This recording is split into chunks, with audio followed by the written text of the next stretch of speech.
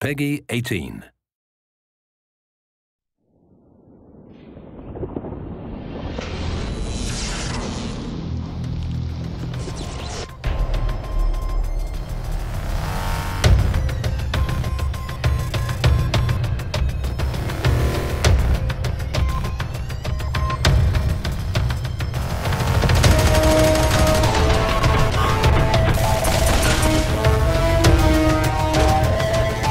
Motion capture is the technology they use to capture performances of actors and then translate that to 3D data that we then apply to our characters. There's a series of cameras set up in an array around the room. They're basically capturing markers that are set up at specific key points on the character to ensure that we have articulation at each joint. That data is captured with infrared cameras that reflect back the information to the cameras, and then that data is triangulated.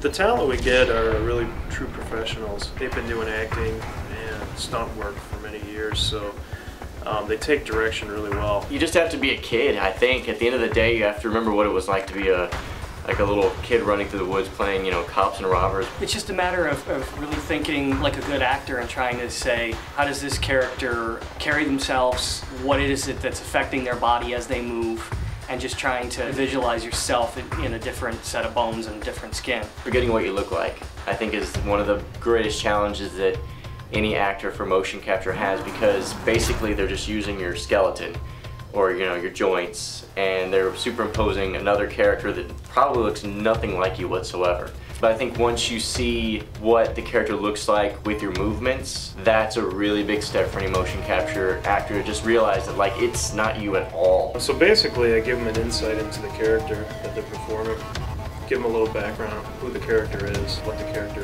means to the game. And a lot of times we just let talent perform impromptu and kind of freestyle a little bit.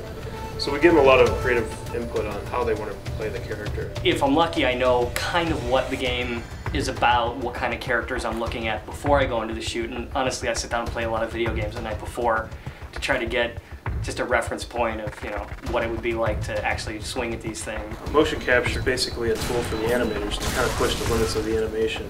It gives us the fidelity, we get the subtleties of the motion. What we're able to do with it is push it beyond the limits of what a human can do. You know, when you pick up a game today, the movement of it, the acting within the game, the characters themselves move and are so much more developed than characters that had been hand animated just in the computer from games, you know, just even a few years ago. And I think today's gamers really expect to see that next level of real performance. You hear criticism on both sides. You hear, oh, now the performances aren't real performances because it's somebody else's skin on the screen or whatever. I think that the challenges are even tougher for the actor now.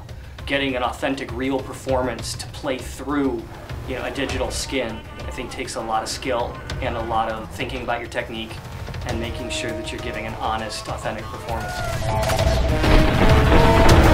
Oh!